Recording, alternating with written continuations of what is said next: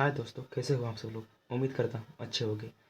आज हम पढ़ने वाले हैं प्रोकैरियोटिक एंड यूकैरियोटिक सेल। ये सेल में ये सेल हैं क्या, आखिर इन सेलों में अंतर क्या है। आपने अक्सर पढ़ते हुए इनका नाम जरूर सुना होगा, prokaryotic cell and eukaryotic cell. पर इसमें बेसिक सा अंतर, बहुत ही बड़ा अंतर होता है, जो आज हम आप लोगों को बताएंगे। आज हम लोग पढ़ेंगे प्रोकैरियोटिक एंड यूकैरियोटिक सेल में अंतर। तो स्टार्ट करते हैं। पहला, प्रोकैरियोटिक सेल में न्यूक्लियस इंसिएंट होता है, जिसके सराउंडेड न्यूक्लियर मेम्ब्रेन एब्सेंट होती है। इसका मतलब क्या रहता है, जो प्रोकैरियोटिक सेल होती है वो पहले की सेल है, जो शुरुआती सेल है, इसको कहते हैं प्रोकैरियोटिक सेल। प्रो माने होता है शुरुआती या प्राचीन, कैरियोटिक माने होता है न्यूक्लियस। ऐसी सेल जिसमें इंसिएंट न्यूक्लियस होता है उन्हें प्रोकैरियोटिक सेल कहते हैं। और इनके चारों ओर जो न्यूक्लियर मेम्ब्रेन होती है वो एब्सेंट होती है, इनमें नहीं पाई जाती है। और दूसरी तरफ देख लेते हैं हम यूकैरियोटिक सेल। यूकैरियोटिक सेल में न्यूक्लियस एडवांस होता है, उसमें मतलब एडवांस होता है, जो इसे कहते हैं मॉडर्न या आधुनिक कह सकते हैं। इसके सराउंडेड न्यूक्लियर मेम्ब्रेन प्रेजेंट होती है। इसके सराउंडेड, इसमें न्यूक्लियस थोड़ा एडवांस टाइप का होता है और न्यूक्लियर मेम्ब्रेन इसके सराउंडेड इसके न्यूक्लियस को कवर करके रखती है। दूसरा कमेंट देख लेते हैं प्रोकैरियोटिक सेल में। प्रोकैरियोटिक सेल में सेल ऑर्गन्स जैसे mitochondria, golgi complex, etc absent होते हैं। मैंने क्या कहा था कि प्रोकैरियोटिक सेल शुरुआती वाली सेल है। शुरुआती जो सेल होती हैं उनमें हर चीज़ एडवांस नहीं होता, सब पुराना होता है। इनमें mitochondria and golgi complex absent होते हैं। ये एक सेल ऑर्गन होते हैं जो सेल के अंदर पाए जाते हैं, माइटोकॉन्ड्रिया एंड गाल्जी कम्प्लेक्स या गाल्जी बॉडीज। यूकैरियोटिक सेल में cell organs mitochondria golgi complex present होते हैं। मैंने क्या कहा था, एडवांस है, तो इसमें हर चीज़ एडवांस ही होंगे, सेल ऑर्गन सब एडवांस होंगे। इसमें प्रेजेंट, इसमें एब्सेंट। प्रोकैरियोटिक सेल में 70S टाइप का राइबोसोम पाया जाता है। जो प्रोकैरियोटिक सेल है उसमें 70S टाइप का राइबोसोम पाया जाता है। अगर आपको नहीं पता राइबोसोम क्या होता है, राइबोसोम का मेन फंक्शन होता है प्रोटीन का फॉर्मेशन करना। यूकैरियोटिक सेल में 80S टाइप का राइबोसोम पाया जाता है। इसमें 70 और इसमें 80 टाइप का राइबोसोम पाया जाता है। प्रोकैरियोटिक सेल में न्यूक्लियोलस एब्सेंट होता है। और न्यूक्लियोलस क्या होता है आपको बता दें, जो न्यूक्लियोलस होता है वो माइटोसिस सेल डिवीजन में हेल्प करता है, सेंट्रियल को फॉर्मेशन करने में। यूकैरियोटिक सेल में न्यूक्लियोलस प्रेजेंट होता है, इसमें एब्सेंट, इसमें present.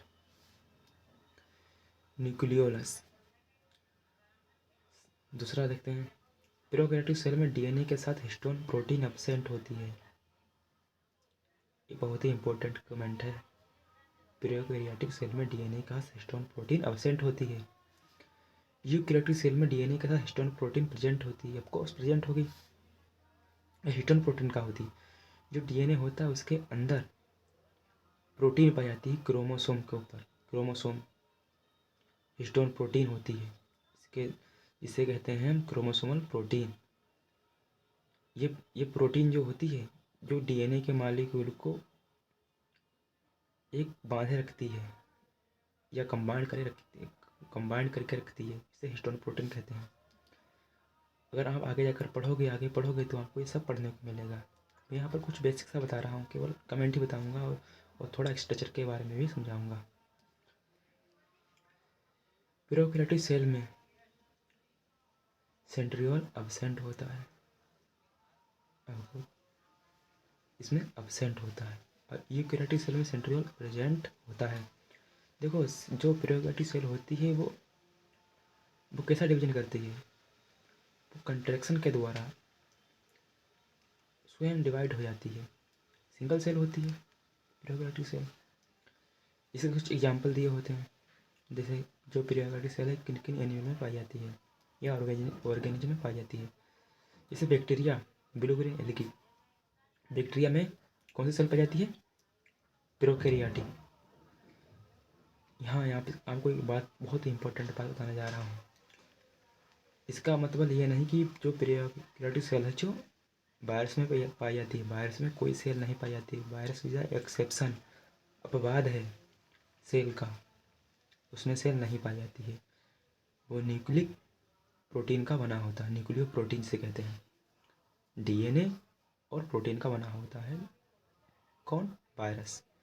Bacteria, prokaryotic cell, animal and plant cell सब यूकैरियोटिक आल, क्योंकि प्लांट में यूकैरियोटिक सेल पाई जाती है। अब इसके स्ट्रक्चर के बारे में हम डिस्कस करेंगे।